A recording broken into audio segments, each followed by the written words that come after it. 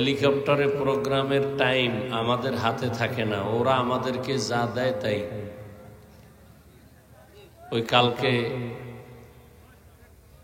মোহতারাম মামুনুল হক সাহেব বলল এখন ক্যাপ্টেন, হুজুর কালকে নওগাঁ গেছি মামুন সাহেবরে নিয়ে। মানুষ এতটা উচ্ছৃঙ্খল, আবেগ দেখাইতে গিয়া হেরে আটকাই দিছে, দেখা করবে এই ঝামেলায়, আমার টাইম শেষ, আমি তারে রাইখা চইলেছি। তাহলে কতটা ক্ষতি করলো তার আবেগ দিয়া এই ভক্তরা।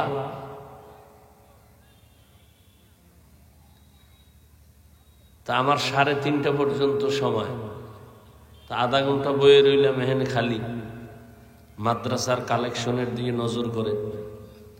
এখন যতটুকু পারি আমার টাইম 1 মিনিট আগে মাইক ছেড়ে দেব, এতে আপনারা গালি দিলেও আমার কিছু আসবে যাইবে না, কিচ্ছু করার নেই।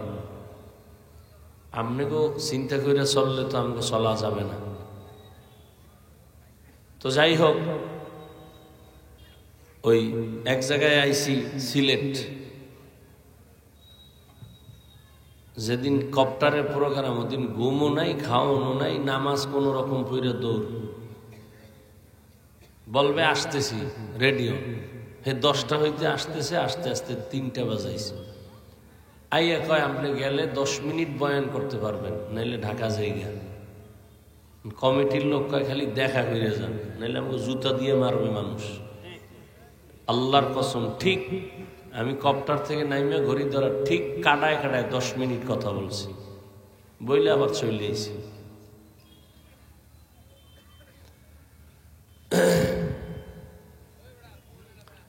তো যে আয়াত আমি পড়েছি, আল্লাহ বলেন ইয়া আইয়ুহাল্লাযীনা আমানুত্তাকুল্লাহ, হে দুনিয়ার মুমিন তোমরা আল্লাহকে ভয় করো, অকুনু মা'আস সাদিকিন, আল্লাহ পাকের প্রিয় বান্দা যারা সত্যবাদী তাদের বন্ধু হয়ে থাকো। নবীজি বলেন মান তাওয়াজা লিল্লাহ রাফাআহুল্লাহ, যে ব্যক্তি আল্লাহর জন্যই নিজেকে ছোট বানায় চলে, বিনয়ী হয়ে চলে, আল্লাহ তার মর্যাদা উঁচু বানায় দেন। তো আল্লাহ মর্যাদা উঁচু বানায় দিবেন মানে, মানুষ তো আমরা সৃষ্টিগতভাবেই উঁচু মর্যাদা নিয়েই আসছি। কারণ 24 ঘন্টাই ফেরেশতারা আল্লাহর গুণগান করে, আল্লাহর তসবিহ পড়ে। এরপরও ফেরেশতারা গুনাহ করবে তো দূরের কথা, গুনাহ চিনেই না। তাহলে এই ফেরেশতারাও আল্লাহর কাছে শ্রেষ্ঠ না, উঁচু মর্যাদার না? আমরা মানুষ সব থেকে আল্লাহর কাছে দামি, উঁচু মর্যাদা আল্লাহ আমাদের দিয়েছেন। তাহলে বিনয়ী হয়ে চললে মর্যাদা বাড়াবেন, তার মানে কি?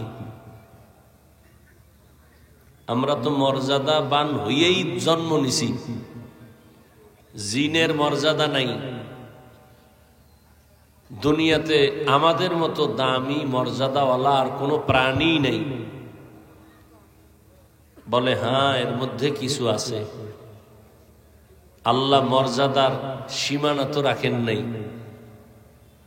দুনিয়ার সব মানুষ অন্য মাখলুকের তুলনায় শ্রেষ্ঠ। আবার মানুষের মধ্যে যারা ঈমানওয়ালা তারা অন্যদের তুলনায় শ্রেষ্ঠ। আবার ঈমানওয়ালাদের মধ্যে যারা আমলওয়ালা তারা আরো শ্রেষ্ঠ। আবার আমলওয়ালাদের মধ্যে যারা তাকওয়াওয়ালা তারা আরো শ্রেষ্ঠ। আবার এই তাকওয়ার মধ্যে যাদের কাছে কোরআনের ইলম আছে, আমল আছে, এরা আল্লাহর কাছে সব থেকে বড় দামি। আর পৃথিবীর মধ্যে শ্রেষ্ঠ ব্যক্তি রহমাতুল্লিল আলামিন।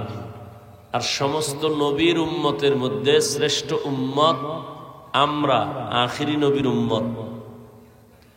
আমাদের মধ্যেও আবার ক্লাস ভাগ, সবাই এখানে নবীর উম্মত, কিন্তু সবাই কিন্তু এক না। কি মসজিদ কার ঘর? কিন্তু সব মসজিদ কি বাইতুল্লাহর সমান? আপনার এলাকায় টিনের ঘরের মসজিদও আল্লাহর ঘর। টাঙ্গাইলে মসজিদ আছে মানুষ দেখতে যায়, মহিলারাও দেখতে যায়, ছবি তুলে, কিন্তু নামাজ পড়ে না, বেপর্দা হয়ে যায়। ওটাও আল্লাহর ঘর, বাইতুল্লাহ। কিন্তু দুনিয়াতে একটা মসজিদেরও ওই পরিমাণ মর্যাদা নাই বাইতুল্লাহর যেই পরিমাণ, বলেন না কেন, মর্যাদা। আপনাদের এলাকায় কুকুর আছে তো, এগুলি কে বানাইছেন? আল্লাহর বানানো মখলুক। কিন্তু একটা কুকুরেরও ওই পরিমাণ মর্যাদা নাই আসহাবে কাহাফের সাথে সম্পর্কিত কুকুরের যেই মর্যাদা, যে কুকুর জান্নাতে যাবে। গরু আছে না, গরু কে বানাইছেন? সবই আল্লাহর বানানো, কিন্তু সব গরু সমান? মুসা নবীর সাথে যেই গরুটার সম্পর্ক সূরা বাকারায়, এ গরু জান্নাতে যাবে। বুঝেন তো? পিপিলিকা আছে না, আপনার পাশেই আছে, কিন্তু এই পিপিলিকাও আল্লাহর মখলুক তো। সব পিপিলিকা দামি না। সুলাইমান নবীর সাথে যার সম্পর্ক, ওই পিপিলিকা জান্নাতে যাবে। বুঝেন তো মর্যাদাটা কেমন? আসেন এবার সব মুমিন তাকওয়া সব ঠিক আছে, আল্লাহ কয় বিনয়ী হয়ে চলো, আরো বাড়াবো। কি বাড়াইবেন? কয় তোমারে ভালোবাসে 5 জন, তুমি যদি আমার ভালোবাসা নিয়ে নরম হইয়া চলো, তোমারে সব মুমিনরা ভালোবাসবে। আরো আস্তে করে বলেন। আরো যদি বিনয়ী হও, আরো বাড়াবো। কয় কেমনে? কয় মুমিনের ঘরে বেঈমানরাও ভালোবাসবে। আরো যদি বিনয়ী হও, আরো মর্যাদা বাড়াবো। কয় কেমনে? কয় বেঈমান মুমিন সবাই ভালোবাসার পরে জিনেরাও ভালোবাসবে, ফেরেশতারাও ভালোবাসবে। আরো মর্যাদা বাড়াবো, জঙ্গলের পশুরাও ভালোবাসবে। এই ইতিহাস নাই?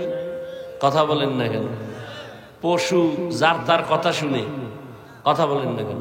শুনে চাষাবাদ করে একজনে গরু দিয়া, করে না আপনাদের এলাকায়? কে করে? বড় হুজুর, বড় অ্যাডভোকেট, শিক্ষিত মাস্টার, সাধারণ মানুষ। এই সাধারণ মানুষটা গরু দিয়া চাষাবাদ করার পরে গরুর সাথে একটা মায়া হইছে, গরুটায় তারে মানে না, মানে না। আমনেরে মানবে? আমনে যদি কোন গরু দাঁড়াবে, কিন্তু চাষি যদি গায়ে গরু দাঁড়াইবে? গরু ডানে যাবে? কথা বলেন না কেন?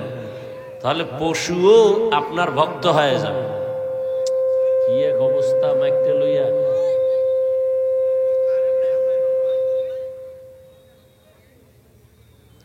তাহলে পশুও আপনাকে কি করবে? মোহাব্বত করবে, সম্মান করবে। এটা মর্যাদা। আল্লাহ সবাইকে বুঝার তৌফিক দান করেন। তোমরা এই বক্সগুলো পিছনে দিছো কেন? সেটিং করতে না পাইলে এরপর পিছনে দিলে, এটা সাউন্ড দিলি তো এটা আওয়াজ দিবে।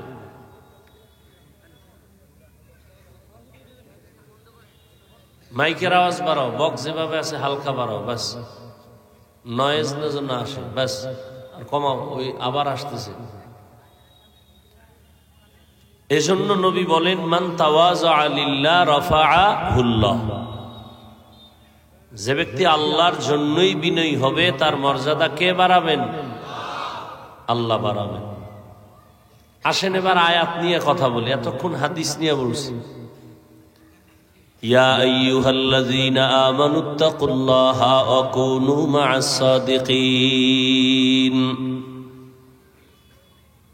তোমরা আল্লাহর ভয় অন্তরে জমা করো, তাকওয়া অর্জন করো, আর সত্যবাদী যারা তাদের বন্ধু হও। তাকওয়া অর্জন করার কথা বললেন। তাকওয়া মানে আল্লাহর ভয়। আমি যদি আপনাদের জিজ্ঞাসা করি, আপনারা কারা কারা আল্লাহকে ভয় করেন, এখানে সবাই বলবে আমরা কারে ভয় করি। অথচ এখানে বহু আল্লাহর বান্দা আসছে, জহুর পড়ে নাই, ফজরও মোনাজাতের পরে দৌড় দিবে, আসরও পড়বে না। নাই এরম বেনামাজি অভাব নেই। সেও বলে আমি কারে ভয় করি? যে মদ পান করে সেও বলে আল্লাহকে ভয় করি। আর আমি নামাজিও বলি আল্লাহকে ভয় করি। আমি দাড়িওয়ালাও বলি আল্লাহকে ভয় করি, আর আপনি দাড়ি বাদ দিয়ে বলেন আল্লাহকে ভয় করি। আমি পর্দা রক্ষা করে বলি আল্লাহকে ভয় করি, আপনি পর্দা বাদ দিয়ে বলেন আল্লাহকে ভয় করি। দুই ভয় সমান, মূলত আপনার ভয়ই নেই। এই একজনে কয় আমি সাপেরে ভয় পাই, কিন্তু সাপ ধরার জন্য দৌড়ায়। আসলে এটা ভয় পাওয়া? যে আসলেই সাপকে ভয় পাবে সে সাপ ধরবে দূরের কথা, যেখানে সাপ থাকার সন্দেহ আছে ওখানেও যাবে না। একটা সন্তান মা বাবারে ভয় পায়, পায় না? দলিল কি, প্রমাণ কি? কয় মা বাবার সামনে অন্যায় করে না, মাইরের ভয়। একটা ছাত্র শিক্ষকের ভয় করে, প্রমাণ? অন্যায় করে না, শাস্তির ভয়। ঠিক যারা আসলেই আল্লাহকে ভয় করবে তারা গলায় ছুরি লাগাবে, দাড়ির মধ্যে অস্ত্র লাগাবে না। এটা হলো আসল ভয়। এই ভয় তৈরি করার জন্য, এই ভয় অর্জন করার জন্য, এই তাকওয়া অর্জন করার জন্য মায়ের থেকে তাকওয়া আনা যায় না, জন্মলগ্ন থেকে তাকওয়া আসে না, তাকওয়া অর্জন করা লাগে। তাকওয়া কই পাবা? আল্লাহ কয় ঠিকানা হলো সাদিকিনদের সংস্পর্শ, আল্লাহর প্রিয় বান্দা যারা, এদের বন্ধুত্ব, এদের নেক নজর লাগাও তো তাকওয়া আসবে। লিকুল্লি শাইইন মাদিনুন ওয়া মাদিনুত তাকওয়া কুলুবুল আরিফিন। ভালো ভালো জিনিস রাখার একটা গোডাউন আছে, তাকওয়া রাখার গোডাউন হলো একমাত্র আল্লাহর প্রিয় বান্দা আরেফদের অন্তর। এই অজে আইছেন না, আহা, হেদায়েতের রাস্তা কেনই যেন বন্ধ হয়ে যাইতেছে। বিউটি পার্লারের সৌন্দর্যের মতোই ওয়াজ মাহফিল, ভিতরে খোসা। অজে আইছে বেলুন কেনে, মাছ কেনে, ছবি, এটির পিডাইয়া এরপরে দুনিয়ার থেকে দূরে রাখা দরকার।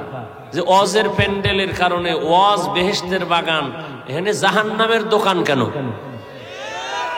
ওয়াজ উপলক্ষে বেলুনের দোকান কেন? ওয়াজকে কেন্দ্র করে খেলনার দোকান কেন? দুই একটা চায়ের দোকান হতে পারে, দূরের মানুষ আসছে একটু রুটি খাবে, চা পান করবে। খেলনার দোকান কেন? কি হচ্ছে এগুলো দেশে? আপনার এখানে না, সারা দেশে কি হচ্ছে? মানুষ ওয়াজে বেলুন কিনে বাড়ি যায়, ওয়াজ থেকে বাড়ি যায় একটা মাছের ছবি নিয়ে যায়। রসুল কতটা কষ্ট পান এই ছবি নিলে। কি নিলেন ওয়াজে আইসা? এই জন্য ওয়াজ বাড়ছে, টাকাও বাড়ছে। এখন ওয়াজ তো হইতেছে ধাক্কা ধাক্কি কইরা, তোরা কোন বক্তারে আনছো? কয় অমুক বক্তা। কয় আমরা আরো ভিআইপি আনবো, খেলা কারে কয় দেখাই দেয়। কি এই মাস্তানি চলে, হেদায়াত কই? কমিটিরও হেদায়াত নাই। 13 বছর ওয়াজ করায়, নামাজ পড়ে না। 13 বছর ওয়াজ করায়, পর্দা করে না। ওই আমারে এক ওয়াজ এনেছে এক ব্যক্তি, ও এখন জেলে আছে, ও মরবেও মনে হয় জেলে। কোটি টাকার মালিক, নাম কইলে সবাই চিনবে, এক দোষী বাংলাদেশের। আমারে ওয়াজে দিয়া আর পাই না, গেল কই? পরে ওইটা ড্রাইভারের একদিন ধরলাম, এ থায় কই আমারে ওয়াজে উঠাই দিয়া। কয় হুজুরে মটটত খাইয়া রুমের মধ্যে বেহুশ হয়ে থাকে। নাম কইলে চিনবে অনেকে। এত বড় বদমাস। তো দেখছেননি কারবার? 13 বছর। এটা কততম? এটা তো তম লাগায় নাই, 11তম। 11 বছর কমিটির মধ্যে ওয়াজ করায়। কি বাহাদুরি! চায়ের দোকানে আমরা আনছি, বাহাদুরি করে চায়ের দোকানে বইয়া। তা আইনা কি হেদায়েত হইছো? কত মানুষ হইছে, আমার আর দরকার কি? আল্লাহ হেদায়েত দান করুন। ইয়া আইয়ুহাল্লাযীনা আমানুত্তাকুল্লাহ, ও মুমিন আল্লাহকে ভয় করো, তাকওয়া অর্জন করো। আর সত্যবাদী যারা, তাদের বন্ধু বানায় চলো। সত্যবাদী মানি যে সত্য কথা বলে। কয় না, হিন্দু আছে সত্যবাদী, শুধু সত্য কথা বলে। এই সত্যবাদী না, যার পুরা জীবনটা সততার উপরে চলে। তার ব্যবসাও সততা, লেনদেনে সততা, ওয়াদার মধ্যে সততা, তার কথার মধ্যে সততা, আমলের মধ্যে সততা। ব্যবসায় সততা কেমন? ব্যবসার মধ্যে কখনো কাস্টমারের ধোকা দিবে না, এই সাইনবোর্ড লাগবে না, বিক্রি করা মাল ফেরত নেওয়া হয় না, বরং সততায় যারা ব্যবসা করবে তারা লিখবে অবশ্যই বিক্রি করা মাল ফেরত নেওয়া হয়। যারা লেখে হয় না ওরা ধোকাবাজ। যত ব্যবসায়ী লেখে বিক্রি করা মাল ফেরত নেওয়া হয় না, এরা পৃথিবীর নিকৃষ্ট ধোকাবাজ। ওর ব্যবসা ওর জন্য গজব, জান্নাত নাই। আর যারা লাগবে ব্যবসার মাল অবশ্যই ফেরত নেওয়া হয়, নামাজ পড়বে, মিথ্যা বলবে না, সুদের টাকায় ব্যবসা করবে না, লোন উঠাইয়া ব্যবসা করবে না। নবী কয় আমি মুহাম্মদের সাথে জান্নাতে থাকবি। ব্যবসার সাথে সততা, আমলের মধ্যে সততা।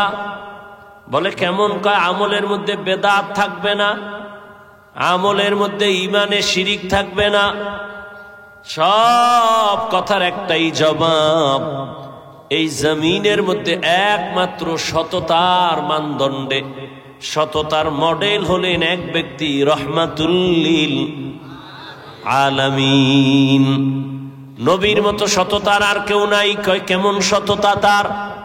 63 বছর হায়াত, জীবনে একটা সেকেন্ডের জন্য কখনো মিথ্যা কথা বলেন নাই। তোমগো নেতার খবর কি? কয় সে মোবাইল ঘরে লইয়া, কানে লইয়া মানুষের কয় আমি জমিনে নাই।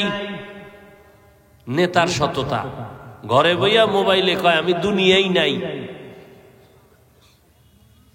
আছে না? এরা নেতা, এরা সব চান্দাবাজ আর ধান্দাবাজ। কি সত্য কথা স্বীকার করতে কষ্ট লাগে না? তোমরা যাদের পিছনে দৌড়াও সব স্বার্থপর, ধান্দাবাজ আর চান্দাবাজ। স্বার্থে আঘাত দিয়ে দেখো না অবস্থা কি হয়। শুধু দল থেকে নাম কাটবে না, সোনার বাংলার রাজনীতি হলো কল্লা কাটে। কি কাটে? কল্লা কাটে। এই হলো রাজনীতি। ওই যে চান্দাবাজ আর ধান্দাবাজ। এজন্য আমি চ্যালেঞ্জ দিয়ে বলি, এই জাতির জন্য একমাত্র নিঃস্বার্থ আপন বন্ধু ওলামায়ে কেরাম। এই জাতিকে নিয়ে ওলামায়ে কেরাম যেই পরিমাণ ভাবেন, চিন্তা করেন, আর কেউ করে না। যত লোক দেখেন, আমি বিস্তারিত বলতে পারতেছি না, সবাই ভাবে নিজের চেয়ার নিয়ে। কথা কয় না? নিজের দল কেমনে রেডি হবে, নিজের গুডউইল কেমনে তৈরি হবে, নিজের নেতাগিরি কেমনে থাকবে। কিন্তু ওলামায়ে কেরাম স্ত্রীরও চিন্তা করে না, মাইয়া ফোলার চিন্তা করে না, আমার ইমামতি থাক না থাক চিন্তা নাই, আমার ওয়াজ মাহফিল হোক না হোক চিন্তা নাই। মানুষের জন্য কলিজা ভরে দোয়া করে। ছাত্র জনতার বৈষম্য বিরোধী আন্দোলনে সব ওলামায়ে কেরাম ছাত্র নিয়ে মাঠে নামলেন, ক্ষমতার চেয়ারে বসার জন্য না, এই জাতিকে জুলুম থেকে বাঁচাবার জন্য। উপদেষ্টায় কারা গেছে? আলেমরা বলে নাই নাম আমরা বমু বলছে, কিন্তু রেড সিগন্যাল দিয়া রাখছে জুলুম করলে আবার আন্দোলন হবে। জালেমের সাথে কোনো আপোষ করা যাবে না, আবার ময়দানে নামবো, আবার রক্ত দেওয়া লাগলে রক্ত দিবে। ওলামায়ে কেরাম এই জাতির জন্য কলিজা দিয়া ফিকির করে, আর কেউ করে না। কেন? এরা নবীর ওয়ারিস, এরা উম্মতের নিয়ে জান্নাতের পথে আগাইতে চায়। আর যত নেতা খাতা এরা বলবে নামাজ বাদ দে। এমন নেতাও পাইলা যে নামাজ পড়বা তো দূরের কথা, বলবে লাগবে না, বন্ধ কর, নামাজ বন্ধ কর, এত পর্দা লাগে না, এত হালাল লাগে না, সুদ খা, ঘুষ খা। তার মানে আপনার জীবনটা দুনিয়ায় শেষ করলো, আখেরাতেও। এমন একজন জ্ঞানী মানুষ পারলে বলেন তো যে মদ পান করলে শরীরের কোনো লাভ আছে? তাহলে আমিও পান করবো, আল্লাহর কসম। বিড়িখোরেরা, বিড়ি টানলে কোনো লাভ আছে শরীরের? বলো, হলে আমিও বিড়ি টানবো। কথা বলো। ইয়াবা নেশা পান করলে শরীরের কোনো লাভ না ক্ষতি? এই যতটি বিড়ি টানে, ইয়াবা টানে, যেটি মদ খায়, এটি সব ক্যান্সারে মরে। কথা বলো না কেন? এটি কিডনি শেষ হয়ে যায়, এটির পাকস্থলী শেষ। তাহলে তোমার নেতা তোমার উপকার করছে না ক্ষতি? কিন্তু ওলামায়ে কেরাম কি বলে? মদ পান কর, পাও ধরে ধরে বলে এই নেশা ছাড়, মা বাবার দোয়া নিয়ে চলো, আল্লাহর মোহাব্বত নিয়ে নবীর তরিকা মেনে চলো, আল্লাহর মোহাব্বত নবীর আদর্শ মেনে চলো। ও আমার কলিজার যুবক বাবারা, রহমতের নবীর আদর্শ এমন সুন্দর আদর্শ, জমিনে এমন সুন্দর আদর্শ আর কারো কাছে আসেনি। সত্য কথা কও যুবকেরা, আছে? থাকলে বল, তাহলে আমি নবীরটা বাদ দিয়ে আমি তারটা নিব। বল যে হ্যাঁ, নবীর থেকেও আর একজনের কাছে ভালো আদর্শ আছে। পারলে বলো না যে নবীর থেকে শেখ মুজিবুর রহমানের আদর্শ ভালো, তাহলে আমি নবীরটা বাদ দিয়া শেখ সাহেবেরটা নিব। যদি বলতে পারো জিয়াউর রহমানের আদর্শ নবীর থেকে ভালো, আমি নবীরটা বাদ দিয়া জিয়া সাহেবেরটা নিব। পারবি? ওরে জিয়া সাহেব কেন, শেখ মুজিব সাহেব কেন, সারা দুনিয়ার মধ্যে বড় বড় আদর্শের ফেরিওয়ালা আব্রাহাম লিঙ্কন গণতন্ত্র জন্ম দিছে, যেই গণতন্ত্রের জন্য সবাই মরে বাংলাদেশে। গণতন্ত্র জিন্দা রাখার জন্য আমি মরে যাব তো কি হইব? কয় মরলে শহীদ। একটা গণতন্ত্র মতবাদ মানে কুফুরি, এই কুফুরি মতবাদকে জিন্দা কইরা মরবে, এতে বলে শহীদ। মাও সেতুনের আদর্শ, লেনিনের আদর্শ, কালমার্সের আদর্শ, এক কথায় জবাব, সারা দুনিয়ার আদর্শওয়ালার আদর্শগুলো নাপাক, একমাত্র মদিনাওয়ালা নবীর আদর্শই হলো পাক। সত্য কথা মানতে সমস্যা কি বাবা? দুনিয়ার মানুষের আদর্শ না পাক কেন? খায় না পাক, ওর দেমাগ না পাক। 3 বেলা খাইয়া মদ পান করলে ওর দেমাগ ঠিক আছে? কথা কন না কেন? মদ পান করিয়া বউরে মা কয়, দেমাগ ঠিক। মদের বোতল লইয়া ঘুরে আর কয় গোটা দেশ এখন আমার মালিকানায়। বউ কয় ঘরে তো চাউল নাই, কয় এটা তো বোতলের দোষ, আমার কি? তাহলে দেমাগ ভালো না খারাপ? ওর পচা দেমাগ দিয়া যত তন্ত্র মন্ত্র বানাবে সব না পাক। আর আমার নবী কেমন পাক? 63 বছর হায়াত, জীবনে একটা মিথ্যা কথা বলেন নাই। কেমন মায়ার নবী আমার, 63 বছর হায়াতে কোনোদিন একটা গালি কাউকে দেন নাই। হাজারো গালি নবীকে দিয়েছে সামনে দাঁড়ায়া, নবী জীবনে একটা গালির জবাবও দেন নাই। কেমন রহমতের নবী আমার, রহমতের নবী দুটা চোখ দিয়া কোনোদিন কারো দিকে গরম ভাবে তাকান নাই। সেই নবীর আদর্শের উম্মত আমরা। উলামায়ে কেরাম নবীর ওয়ারিস, কিয়ামত পর্যন্ত আর নবী আসবেন নাকি আপনাদের এলাকায় মাঝে মাঝে আসবেন? সাহাবায়ে কেরাম আসবেন না, তাবেঈন আসবেন না, আইম্মায়ে কেরাম আসবেন না, আবু হানিফা আসবেন না, ইমাম বুখারী আসবেন না। কিয়ামত পর্যন্ত নবীর আদর্শের বয়ান করে মানুষকে জান্নাতের পথ দেখাবে কারা? উলামায়ে কেরাম।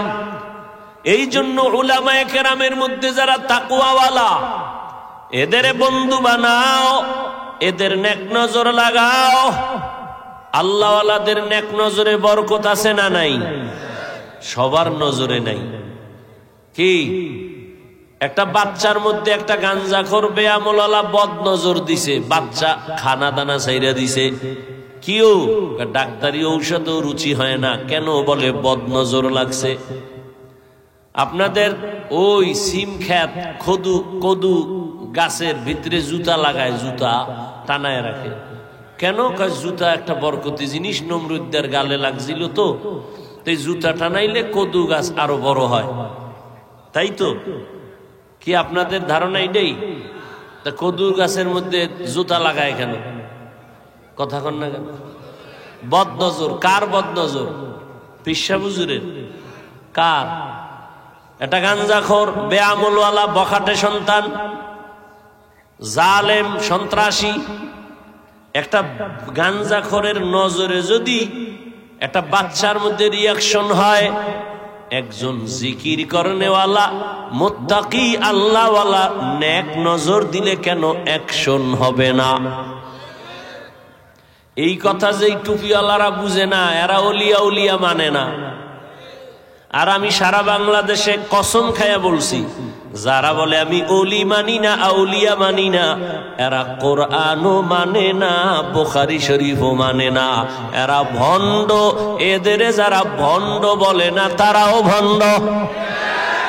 আউলিয়ারা কারে উকবা ইখতিয়ার, জাহেলারা কারে দুনিয়া ইখতিয়ার।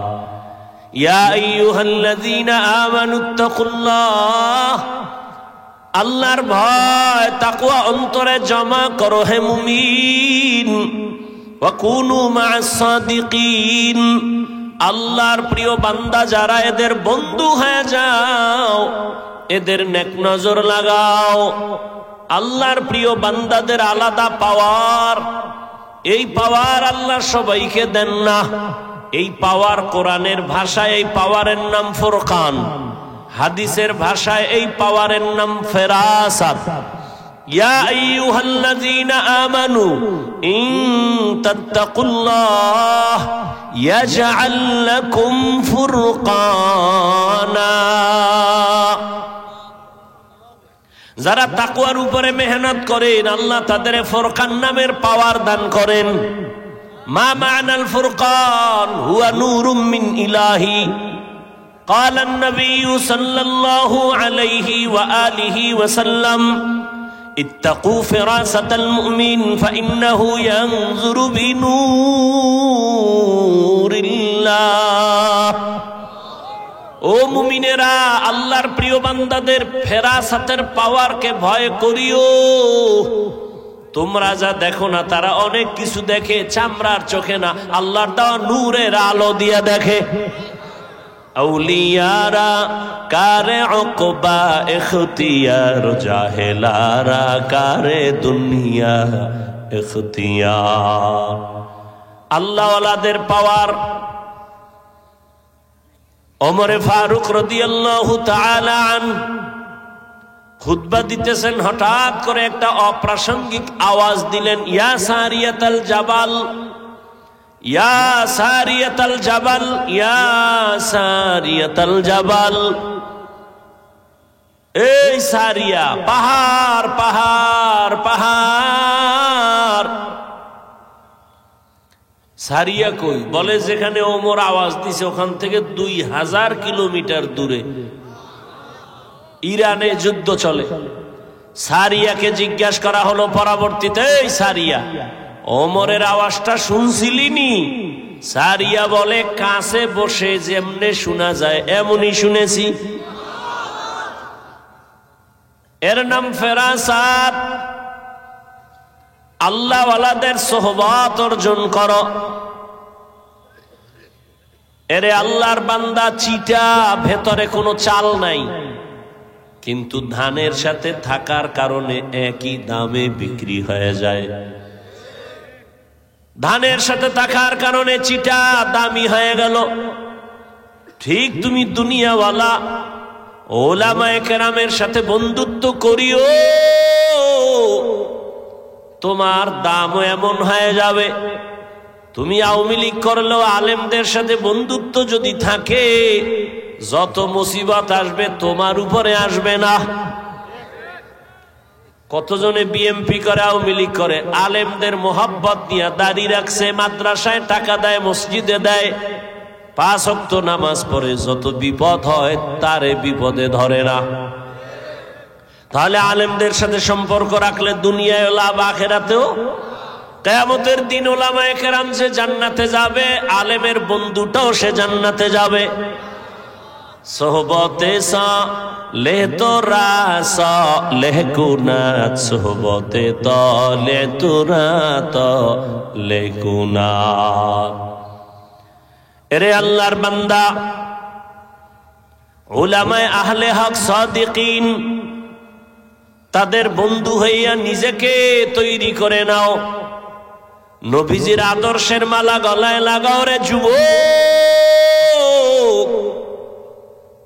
আমি কিন্তু তোমাকে একবারও বলি না স্কুলে তালা লাগায়া টুপি লাগাইয়া মাদ্রাসায় যাও, কওমিতে যাও, তাবলিগে যাও, একবারও বলি না, বরং সান্ত্বনা দিয়া যায়, এরে যুবক স্কুলে পড়ো আলহামদুলিল্লাহ, কলেজে পড়ো, চাকরি করো, ব্যবসা করো, ধন্যবাদ। তুমি ডাক্তার হও, ইঞ্জিনিয়ার হও, প্রফেসর হও, বাধা নাই। একজন ব্যবসায়ী হও, চাকুরিজীবী হও, তবে দাবি একটা, বেয়াদব হইও না। তোমার আচরণে কোনোদিন তোমার মা বাবা যেন কষ্ট না পায়, তোমার ব্যবহারে কখনোই যেন উলামায়ে কেরাম কষ্ট না পায়, তোমার আচরণে কখনোই যেন তোমার শিক্ষক কষ্ট না পায়। কারণ মা বাবায় কষ্ট পায় যদি বরদোয়া করে, মরার আগে পঙ্গু হয়ে যাবি। শিক্ষক যদি তোর বেয়াদবির কারণে কষ্ট পায় আর বরদোয়া আসে, তোর বিদ্যার গজবে পড়বি। ওলামায়ে কেরামের বরদোয়া কপালে লাগলে চাকার তলে মাথা ঢুকে যাবে, টের পাবি না। বরদোয়া নিস না, পায়ে হাত রেখে বলি রে যুবক, ডাক্তার হইয়া দোয়া নিয়া চল, জীবনে সফল হতে পারবি। আর বেয়াদবি কইরা যদি ডাক্তার হও, জুতার বাড়ি খাইয়া তাসনিমার মতো দেশ ছেড়ে পালাতে বাধ্য হবি। একটা বেয়াদবেরও শান্তি আছে? হ্যাঁ, ও বেয়াদব ডাক্তার হইয়াও জুতা, বেয়াদব প্রফেসর হইলেও জুতার বাড়ি, বেয়াদব মন্ত্রী হইলেও জুতার বাড়ি। কি এবার বুঝো যে আদবের দাম কত। লিকুল্লি শাইইন জিনাতুন ফিল ওয়ারা ওয়া জিনাতুল মারই তামামুল আদাবি। আজ খোদা খা হিমে তৌফিকে আদব, বেআদব মাহরুমে গাশ আজ ফজলে রব। আমরা তোমাদের লাইনে নাই, তোমরা নবীর আদর্শ মানো না, আর আমরা যারা মানি নবীর মোহাব্বতে আল্লাহর জন্যই তো দাড়ি রাখলাম, টুপি পরি, পর্দা করি, হালাল খাই। বলো তোমার চোখের সামনে আমাদের সম্মান কম, তোমাদের বেশি? হ্যাঁ, চোখের সামনে দেখো, এরপরও তোমার পাও দইরা বুঝান লাগে কেন? তুমিও মুসলমান, আমিও মুসলমান, তোমার আমার আল্লাহ দুই না এক, তোমার আমার নবী, তোমার আমার কোরআন, তোমার আমার কাবা, তোমার আমার ধর্ম, তোমার আমার কালেমা। দুনিয়াতে আসছি তাও বিদায়বেলা কাফনের সংখ্যাও আমারও তিনটা, তোমারও তিনটা। বক্তা হিসাবে একটা কাফন কেউ বাড়াবে? তুমি গরিব হইয়া মরে গেলে কাফন একটা গরিব হওয়ার কারণে কমাবে? কাফনের কালারও না, হুজুর গোটা আলাদা। এ বাবা ভালো করে বুঝো, কাফনের উপরে লেখা থাকবে বড় হুজুরের লাশ। কবরের সাইজও হবে নাকি এলাকার এই কবর এক হাত বড়, কবরের সাইজও হবে এক। কবরে রেখে বিদায়ের পরে প্রশ্ন সবার বেলায়, তাও তিনটা একই। রবের পরিচয় দাও, ধর্মের পরিচয় দাও, রাহমাতুল লিল আলামিনের পরিচয় দাও। রহমতের নবী বলেন, এই তিনটা প্রশ্নের জবাব যে দিবে তার কবর হবে রওজাতুম মির রিয়াজিল জান্নাহ। আর যে জবাব দিতে পারবে না তার কবর হবে হুফরাতুম মিন হুফারিন নার। কে জবাব দিতে পারবে? আমরা হুজুরেরা, গ্যারান্টি আছে। ওরে আমরা হুজুরেরা পারবই, গ্যারান্টি যদি থাকতো দুনিয়াতে নবীর হাতে গড়া সাহাবা জান্নাতের টিকিট হাতে পাইছেন 10 জন। এর মধ্যে 1 নম্বরে কে বলো? আবু বকর, দ্বিতীয় ওমর। নবী বলেন, আমি আয়েশার হুজরায়, মসজিদের পাশেই তো আমার রুম, আমি ওখানে রাতে এশা পরে ঘুমায় গেলাম। আমি মুহাম্মদ ঘুমাইলে আমার চোখ বন্ধ, তবে আমার অন্তর ঘুমায় না। রাতের গভীরে হঠাৎ আমার কানের মধ্যে কান্নার আওয়াজ। আমি আশ্চর্য হয়ে সজাগ হয়ে খেয়াল করলাম এই রাতে কান্নার আওয়াজ কোথা থেকে আসে। আমার মাথার পাশেই তো মসজিদ, আমার মসজিদে নববী। আমি নজর করে দেখলাম মসজিদের ভেতর থেকে গভীর রাতে কান্নার আওয়াজ। আমি বের হইলাম, এবার আমি তাকাইয়া দেখি কে মসজিদের মধ্যে কান্না করে। তাকাইয়া দেখলাম সাধারণ কেউ না, আমার হাতে গড়া সাহাবী, জান্নাতের সার্টিফিকেট ওয়ালা, আমার কলিজার আবু বকর নামাজে দাঁড়ায় দাঁড়ায় কান্না করতেছে। নামাজের পরে আমি জিজ্ঞাসা করলাম, রে আবু বকর, নামাজে দাঁড়াইয়া কেন কান্না করলেন? বলে, আমি আল্লাহর আদালতে কেমনে দাঁড়াবো, ওই ভয় আমি কান্না করেছি। নবী বলেন, আপনার তো জান্নাতের টিকিট হাতে আছে, আবার টেনশন কেন? আবু বকর বলেন, ইয়া রাসূলুল্লাহ, কিয়ামতের দিন কি অবস্থা হবে আপনিই তো বয়ান করেছেন। ওই দিন আমার আল্লাহ রাগান্বিত আওয়াজ দিয়া বলবেন, লিমানিল মুলকুল ইয়াউম লিল্লাহিল ওয়াহিদিল কাহ্হার। আল্লাহ পাক এতটা রাগ হবেন যে হাসরের ময়দানটা থরথর করে কেঁপে উঠবে। ওই সময় সব মানুষগুলো উলঙ্গ দাঁড়াবে, নারী পুরুষ সব। ওই সময় যদি আল্লাহ বলে, আবু বকর কি নিয়ে আসছো? আমি যদি বলি আল্লাহ নামাজ রোজা তেলাওয়াত, আল্লাহ যদি বলে আমার মনের মতো ইবাদত হয় না, পছন্দ করি না, যাও জান্নাতের টিকিট ক্যান্সেল করে দিলাম। তখন আমার হাতে জাহান্নামের হ্যান্ডকাপ, জাহান্নামের হ্যান্ডকাপ লাগায় আমাকে জাহান্নামে নিয়ে যাবে, আর উপায় হবে না। দুনিয়াতে সূর্যের গরম সহ্য করতে পারি না, জাহান্নামের গরম আমি কেমন করে সহ্য করব? এই ভয় আমি নামাজে দাঁড়ায় কান্না করি। ও যুবক বাবারা, ও বৃদ্ধ বাবাজিরা, ও পর্দার আড়ালের মা বোনেরা, আবু বকরের মতো গোলাম জান্নাতের টিকিট হাতে নিয়েও যদি কান্না করেন, আপনার আমার তো নামাজ নাই, রোজা নাই, যা করি সব ভেজালওয়ালা আমল। আপনার আমার তো কান্না করে রশি লাগাইয়া জীবনটা দেওয়ার কথা, অথচ আপনার চোখে পানি নাই, কপাল এমন পুড়ে গেল, নিজেও কাঁদেন না, অন্যে যদি কান্না করে তাও পছন্দ করেন না। নিজেও নামাজ পড়েন না, অন্যে নামাজ পড়ে তাও পছন্দ করেন না। নিজেও পর্দা করেন না, অন্যে পর্দা করে তাও পছন্দ করেন না। নিজেও হালাল ভাবে চলেন না, যারা হালাল ভাবে চলে তাদেরকেও পছন্দ করেন না। এখনো সময় আছে রে, তওবা করে নাও। ও পর্দার আড়ালের আম্মা জান, কয়দিন আর দুনিয়ায় থাকবেন আর বাহাদুরি করবেন? আপনার মতো কত মা পর্দা করে, হালাল ভাবে চলে, স্বামীর মাল হেফাজত করে, মোবাইলে চরিত্র নষ্ট করে না। আপনি পারেন না কেন?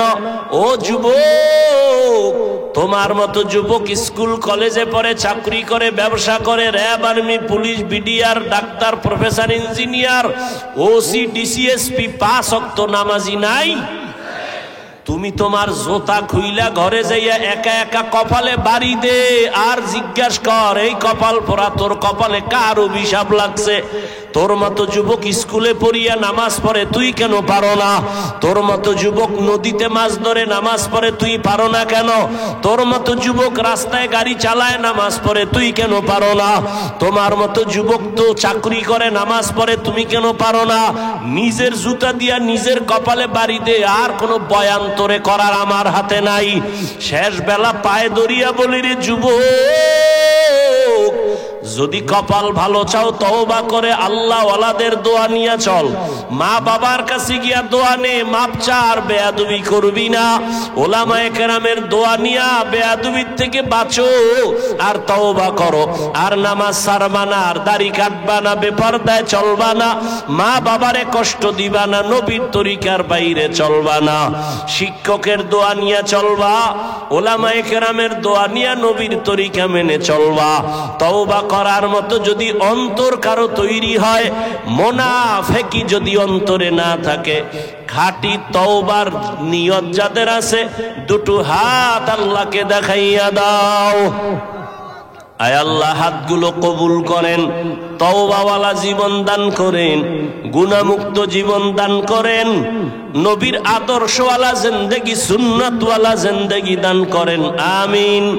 আলহামদুলিল্লাহি রাব্বিল আলামিন, والصلاة والسلام على سيد الأنبياء والمرسلين وعلى آله وأصحابه أجمعين يا أرحم الراحمين يا أرحم الراحمين يا أرحم الراحمين رب ارحمهما كما ربياني صغيرا اللهم إنك عفو كريم تحب العفو فاعف عنا اللهم إنا نسألك رضاك والجنة اللهم إنا نعوذ بك من البرص والجنون والجذام وسيء الأسقام